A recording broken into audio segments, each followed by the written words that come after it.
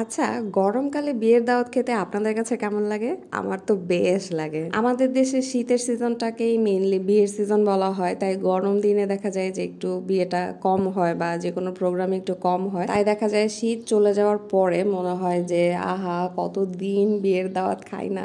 তাই গরমের দিনে দাওয়াত পেলে না অনেক ভালো লাগে। যদিও সুন্দর জামা কাপড় মেকআপ টেকআপ করে একটু কষ্ট হয়ে যায় মেনটেন করা, তো গরমের দিনে মেকআপটা গলে যাতে নষ্ট না হয়ে যায় এর জন্য একটা ভিডিও আমি অলরেডি কিন্তু পাবলিশ করে দিয়েছি, আপনারা দেখেছেন নিশ্চয়ই। আর দেখে না থাকলে কিন্তু অবশ্যই দেখে নেবেন এখনই। গরমের দিনে আমি একবারে লাইট মেকআপ করি, তারপরও শাওয়ারে যাওয়ার আগেই আমি একটা স্কিন কেয়ার করে নিই যাতে মেকআপের বেসটা খুব ভালোভাবে বসে। এখন আমি দুইটা পছন্দের প্রোডাক্ট ব্যবহার করে ফেসটাকে স্ক্রাব করে নিচ্ছি, প্লাস এটাকে আমি মাস্ক হিসেবে ব্যবহার করেছি 20 মিনিটের জন্য। 20 মিনিট পরে আমি মুখটা ধুয়ে ফেলেছি। সপরিবারে রেডি হয়ে গিয়েছি বিয়ের দাওয়াতে যাওয়ার জন্য। তো ভেন্যুতে গিয়ে দেখি যে সবার খাওয়া দাওয়া অলমোস্ট শেষ, কারণ আমরা অনেক দেরি করে গিয়েছিলাম।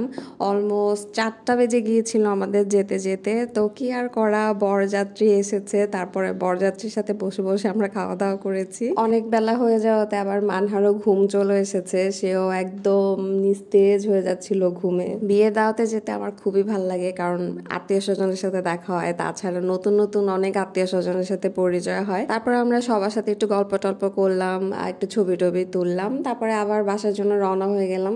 তো নিচে নেমেই দেখি যে আরেক আত্মীয় আর কি আমাদের জন্য আইসক্রিম কিনে পাঠালো। খাওয়া দাওয়ার পরে আইসক্রিমটা খেতে আরো বেশি ভালো লাগছিল।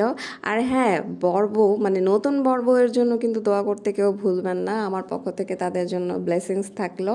তারপরে আমরা একটু ফ্রেশ ট্রেশ হয়ে ছাদে চলে গেলাম মুরগির খাবার দেওয়ার জন্য, প্লাস গাছগুলার একটু পরিচর্যা করার জন্য। বাগান বিলাস গাছটা কিনে আনার পরে এই প্রথম আমাদের বাসায় এসে আর কি ফুল ফুটেছে। আর বাগান বিলাসের ফুলগুলো না অনেক দিন ধরে ফুটে থাকে, যেটা খেয়াল করলাম আর কি। মানহা আবার মুরগিগুলাকে দেখলে খুবই আনন্দ পায়, সে খুব মজা করে মুরগিগুলোর সাথে। মুরগি আবার 2-3টা ডিমও পেরেছে। ডিম কিন্তু সবসময় পারে না, মাঝে মাঝে দেখা যায় পারেই না, আবার মাঝে মাঝে দেখা যায় যে 1টা 2টা 3টা 4টা পারে আর কি। তো যে ডিম পারে মানহার জন্য হয়ে যায় আর কি। বৃষ্টি সিজন তো আমার কাছে এমনিই ভালো লাগে, তার উপর ভালো লাগার আরেকটা কারণ হচ্ছে ফুল ফোটা, কারণ এই সিজনটাতেই সবচেয়ে বেশি ফুল ফোটে। ছাদে গেলেই দেখা যায় যে ছাদটা খুব কালারফুল হয়ে থাকে, ফুল ফুটে বিভিন্ন ধরনের কালারফুল ফুল। আর মানহা অন্য কোনো ফুল ছিঁড়বে না, এই নয়নতারা ফুলটাই ওর খালি ছিঁড়তে হবে। এই গাছটা মানে একদম খালি করে ফেলে ও যেদিন ছাদে যায়। আর এই যে কাঠগোলাপ গাছটা আমার বারান্দা ছিল, এটাকে ছাদে নিয়ে এসেছি, কারণ এই যে ফুল ফোটা বন্ধ হয়েছে এটার মধ্যে আর ফুলই ফুটছে না। তো ভাবলাম যে ছাদে এনে কিছুদিন রেখে দেখি যে ফুলটা ফোটে কিনা।